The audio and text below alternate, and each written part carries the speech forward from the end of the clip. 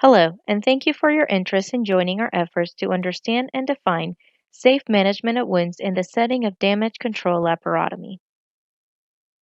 This project aims to determine the rate of superficial surgical site infections and surgical site occurrences after closure of wounds with wicks or an incisional negative pressure device in patients that underwent damage control laparotomy. We also hope to determine if antibiotic irrigation decreases the incidence of superficial and overall surgical site infections after damage control laparotomy. This effort originated after noticing a broad range of wound management after abdominal closure following damage control laparotomy. This is likely due to lack of solid, evidence-based guidelines to aid in safe wound management.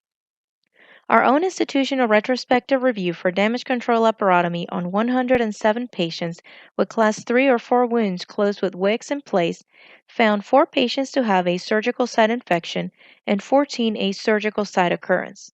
Our data suggests that primary closure of incisions after damage control laparotomies is feasible, with acceptably low superficial surgical site infection rates. This study was designed as an observational study, where surgeons will treat their patients upon their own judgment. Therapeutic interventions of interest will be closure of wounds with placement of wicks or an incisional negative pressure device, as well as antibiotic irrigation prior to fascial closure.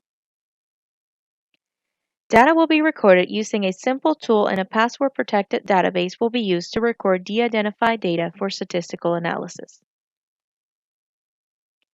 It is our hope that the results of this study will provide the data necessary to convince surgeons that primary closure of more wounds after damage control laparotomy is feasible.